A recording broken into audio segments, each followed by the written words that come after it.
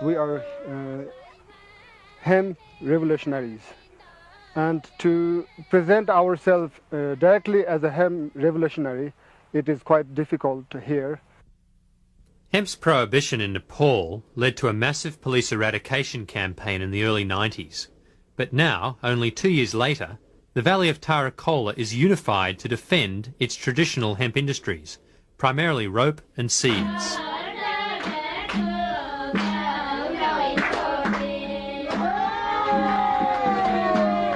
As this region is too high and dry to grow rice, the people depend upon hemp seeds for their survival.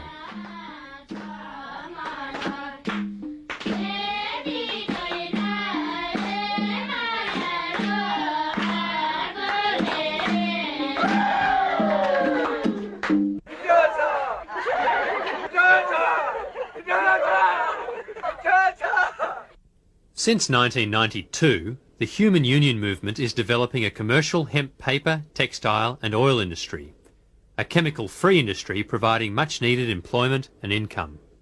They do not have to make hashish out of their plant because they can sell the stalks, they can sell the seeds, they can have food and they can have money from one plant. So the people and the farmer of these surroundings are really appreciating our project here.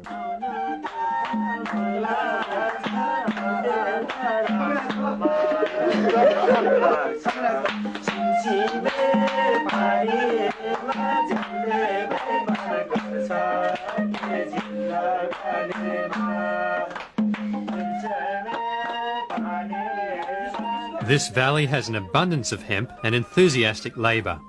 Tarakola's budding hemp industry is potentially a model for sustainable economic prosperity throughout the developing world.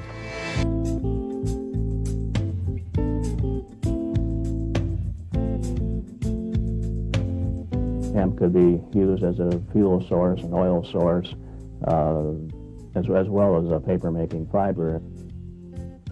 Could hemp fuel help us to kick our dependency on highly toxic fossil fuels? Carbon monoxide is the leading cause of death in this country from poisoning. It accounts for more fatalities each year than all drug overdoses combined. Over history, it would be hard to predict how many people have died from gasoline that didn't know what killed them. It is a poison-spreading material because it is distilled with benzene, hexene, and xylene, and toluene. These chemicals are all known carcinogenic materials. Could this be the solution? That which fuels a romantic dinner is also a good fuel. Normal drinking alcohol, also known as ethanol, is the cleanest of all liquid fuels.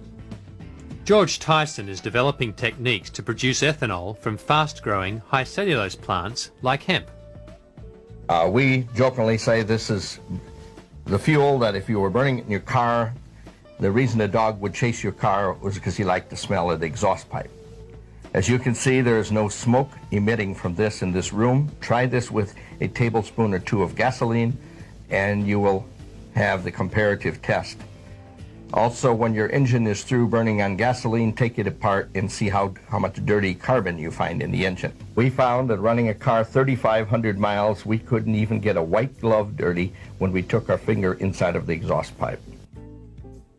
All plants are storehouses of solar energy, and all plants can be fermented to produce ethanol fuel. Plants also produce the oxygen needed to combust the fuel in a car. The emissions, carbon dioxide and water, are reabsorbed by plants. It is a clean and balanced cycle. When one reviews all of the possible alternative fuels that we may use for transport use, ethanol emerges as about the only one that can achieve significant reductions in carbon dioxide accumulation in the atmosphere. Even the 10% blend, where you only have 10% ethanol in the gasoline, lowers some emissions as much as 25 to 30%. For this reason, blends of 10 or 15% ethanol with gasoline are being used in several states in the US and in Australia as a means of reducing air pollution. Ethanol blends also eliminate the need for lead in fuel. The ethanol is being distilled from sugarcane, grains or residue starch, as is the case with this ethanol plant in Nowra, Australia. Ethanol produced here is also being added to diesel fuel. Buses running on this new 15% ethanol fuel are emitting up to 40% less carbon monoxide, 50% less smoke, and up to 10% less nitrous oxide than straight diesel fuel. In the context of ethanol making a significant contribution to transport fuel needs, we need to think about producing ethanol from cellulose, or more correctly, lignocellulosic feedstocks.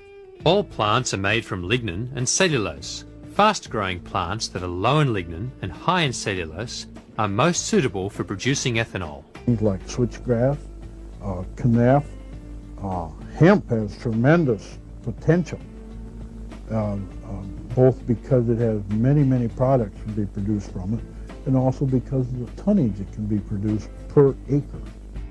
Ethanol from lignocellulose crops is being developed by Tyson Xylem Corporation and the Solar Energy Research Institute in the US, and Apace Research and the University of New South Wales in Australia.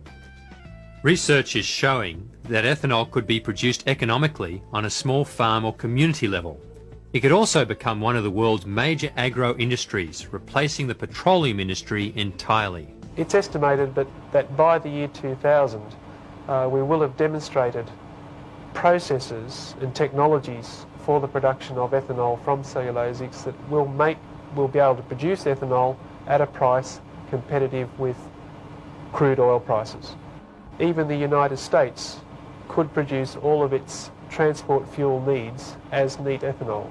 Australia, no problem. All of our liquid fuel for transport could be ethanol.